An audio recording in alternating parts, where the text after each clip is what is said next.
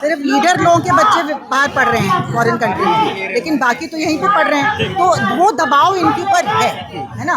लेकिन यहाँ पे और लोगों को जोड़ना चाहिए, सारी पॉलिटिकल पार्टीज को अपने रिप्रेजेंटेटिव्स को भेजना चाहिए ऑपोजिशन के, और 20 तारीख की तैयारी करनी चाहिए, है ना।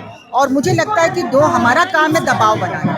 हमें नहीं मालूम कि लड़ाई जीतेंगे कि हम नहीं जीतेंगे, और ये लंबी लड़ाई है, क्योंकि पूरे सिस्टम को उखाड़ना है। जब तक आप सिस्टम को नहीं उखाड़ेंगे, जो सेंट्रलाइजेशन और कमर्शलाइजेशन कर रहा है और करप्शन को एक सिस्टम बना दिया इन्होंने, जब तक वो नहीं उखाड़ेंगे, हम इंडिया को हटाएंगे नहीं, स्टेट्स को ऑटोनॉमी वापस नहीं दिलवाएंगे, 12वीं के रिजल्ट को मान्यता नहीं देंगे दोबारा, और ये सेंट्रलाइज्ड एग्जाम पूरी तरह से खत्म नहीं करेंगे, ये होता ही रहेगा। लेकिन मैम सवाल ये कि इस्तीफा तो दूर की बात है, सरकार को एटलीस्ट कम्युनिकेशन तो करना चाहिए। सोनम वांगचुक के लिए भी दुनिया भर में उनका नाम है, तमाम व्यवहार तमाम चीज़ें किया देश भर के लिए, लोगों के लिए साइंटिस्ट है, एक तरीके से महान आदमी माने जाते हैं, एक नॉर्मल आदमी नहीं है। आप छात्रों को निगलेक्ट कर सकते हैं, लेकिन उनको भी सरकार निगलेक्ट कर रही है।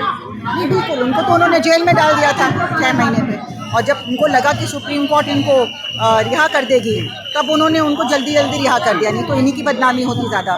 तो ये सरकार जो है एकदम इनसेंसिटिव है, ये सोचती है कि जनता की ज़रूरत इनको नहीं, अपने आप को जनता विमुक्त कर रही है, मतलब कि देश हमें जनता की ज़रूरत नहीं, जनता के वोट काट रही है, जो गरीब जनता है उनका वोट काट रही है, अल्पसंख्यक है उनके वोट काट रही है, और जो बाकी है उनसे भी फर्क नहीं पड़ता। ईवीएम इनके हाथ में है, इलेक्शन कमीशन इनके हाथ में है, जो चाहे करा सकते हैं, जो स्टेट चाहे जीत सकते हैं। तो आप ये सोचिए कि इनको लगता है कि इनको पॉपुलर होने की ज़रूरत है। एक थ्योरी मैम चल रही है, आपको लंबे समय से खबर करते हैं, जब प्रेस क्लब हो गया, अमित साहब से बात करते हैं, एक थ्योरी चल रही है, मुझे लगता है कि आपसे बेहतर कोई नहीं समझा पाएगा। लोग ये भी कह रहे हैं, विपक्ष वाले कह रहे हैं कि ये आंदोलन जो है वो राहुल गांधी को कमज़ोर करने के लिए किया जा रहा है, ऐसा भी है क्या? मैं तो सोचती हूँ महा बेवकूफ़ी वाली बात है। मतलब मैं समझ नहीं पा रही हूँ कि ज़रा सी भी इंटेलिजेंस किसी की होगी तो ऐसा क्यों सोचेगा। ये एक पॉलिटिकल पार्टी नहीं है, और राहुल गांधी और कांग्रेस ने कभी भी नहीं किया है कि ऑपोजिशन में राहुल गांधी और कांग्रेस के अलावा कोई नहीं है ना।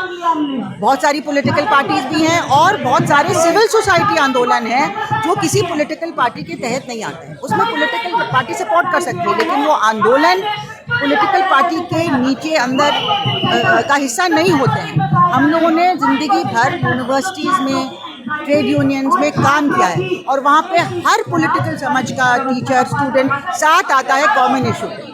हम लोगों ने जब शिक्षा के मुद्दे थे उसमें तो सबके ऊपर इफेक्ट होता है। दिल्ली यूनिवर्सिटी में या सारी यूनिवर्सिटीज़ में ऐसे टीचर्स होते हैं जो बीजेपी को वोट करते हैं, जो कांग्रेस को वोट करते हैं, जो लेफ्ट को करते हैं, जो किसी से एफिलिएटेड नहीं है, लेकिन मुद्दे पे सब एक हो जाते हैं, और उन मुद्दों पे हम लोगों ने बड़ी बड़ी लड़ाइयाँ लड़ी हैं, सरकारों को पीछे ढकेला है। तो ये मुद्दा ऐसा है कि इसमें आपकी क्या पॉलिटिकल राय है उससे फ़र्क नहीं पड़ता, है ना। लार्ज इशू ये है कि हाँ, ये सरकार हर मामले में संवेदनहीन है, लेकिन हम कम से कम चाहते हैं कि एजुकेशन के मामले में आपको ये तो मानना पड़ेगा कि लीकेज नहीं होना चाहिए, प्राइवेटाइजेशन नहीं होना चाहिए, कमर्शलाइजेशन नहीं होना चाहिए। तो इस पर तो सब लोग साथ एक आ जाओ, बीजेपी के लोगों को भी साथ आना चाहिए। अगर उनको हिम्मत है अपनी सरकार के खिलाफ खड़े होने की तो उनको आना चाहिए। जब कांग्रेस सरकार में थी तो बहुत सारे कांग्रेस के साथी हमारे साथ खड़े होकर लड़ाई करते थे, लेकिन बीजेपी के लोगों को तो हिम्मत नहीं हुई लड़ने की। मैम जिस तरीके से छात्रों को लेकर के वायरस कहा गया, वायरस तक तो ठीक भी था, चलो नॉर्मल कटात मान सकते कुछ लोग, लेकिन दहशतगर्द कर देना, आपको नहीं लगता इस तरह की बातें बहुत बड़ी बात हो जाती है छात्रों के लिए जो जेन्युइन मुद्दा के लिए बैठे हुए हैं यहाँ पे? यही तो दिखा रहा था सरकार के ऊपर दबाव है, क्योंकि वो प्रिटेंड तो कर रही है कि नहीं कर लो आंदोलन, हम परमिशन दे देते हैं, क्योंकि ये जानते हैं कि अगर परमिशन नहीं देंगे और सोचते हैं कि परमिशन दे देंगे तो बहुत सारे लोग कट जाएंगे, और कटे कि भाई ये तो सरकार सपोर्ट कर रही है तो हम क्यों जाए वहाँ पे।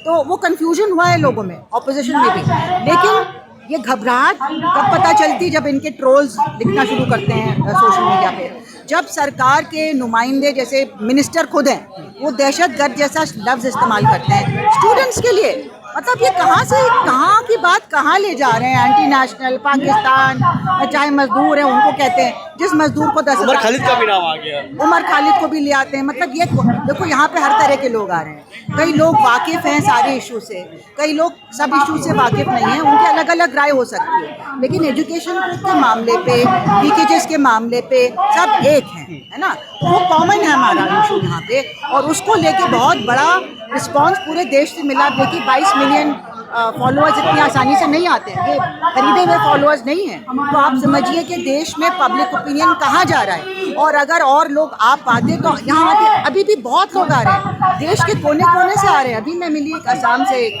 जर्नलिस्ट आई है, कोई बंगाल से आ रहा है, कोई बिहार से आ रहा है, कोई नॉर्थ ईस्ट से आ रहा है, तरह तरह के लोग यहाँ पे आ रहे हैं, है ना। और ये दिखाता है कि आपकी एक डाइवर्सिटी है यहाँ पे इस आंदोलन में, जो आपकी सरकार के लिए खतरा हो गया। अगर आप अभी इसको नहीं रिस्पॉन्ड करेंगे और इसके बारे में कुछ नहीं करेंगे तो और बढ़ेगा, और कल धर्मेंद्र प्रधान के लिए नरेंद्र मोदी का रेजिग्नेशन डिमांड होना शुरू हो जाएगा। ये समझ लेना चाहिए।